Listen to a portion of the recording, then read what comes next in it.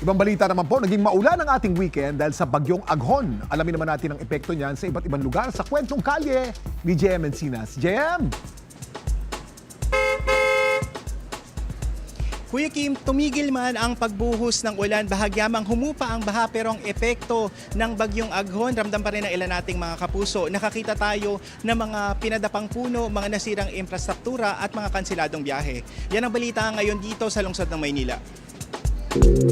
Ito ang itsura ng St. John Baptist Parish sa Taytay Rizal. Pero matapos hagupitin ng bagyong Aghon, ito na ang itsura nito ngayon. Ang puno ng akasyang daan taon ang nakatayo sa harap ng simbahan, nabuwal, at 2 sasakyan ang nadisgrasya at nabagsakan nito. Ngayong araw, aming naabutang sinisimulan ang pagbabaklas nito. Sa aming mga nakausap na residente, nalulungkot din sila sa nangyari dahil para sa kanila, ang punong ito ay bahagi na rin ng kasaysayan ng simbahan. Delikado na siya, hazardous na, wala na siyang ugat, tuyo na. Kaya po siya biglang bumagsak dahil siguro sa lakas ng hangin at sa lakas po ng ulan. Sa barangay Karuhatan sa Valenzuela naman, tinatayang nasa 20 pamilya ang inilikas at dinala sa evacuation center, pero hindi dahil sa baha. Ang bahagi kasi ng kalsadang ito sa Agustin Street, sa gilid ng ginagawang City Hall, bahagyang gumuho sa kasagsagan ng bagyo. Nasa 20 metro ang haba ng kalsada na nagkaroon ng bitak.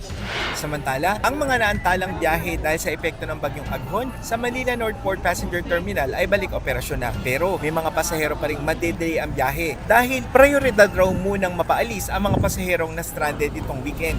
Paalis pa lang daw doon sa kwan.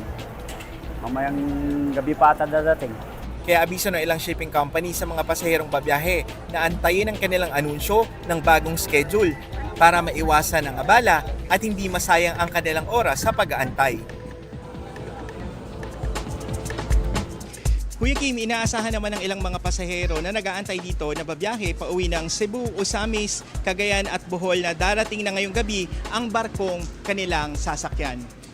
Live mula dito sa Northport Passenger Terminal, lungsod ng Maynila, ako si JM Encinas at yan ang kwentong kalyeng dapat alam mo. Kuya Kim? Maraming salamat, JM Encinas.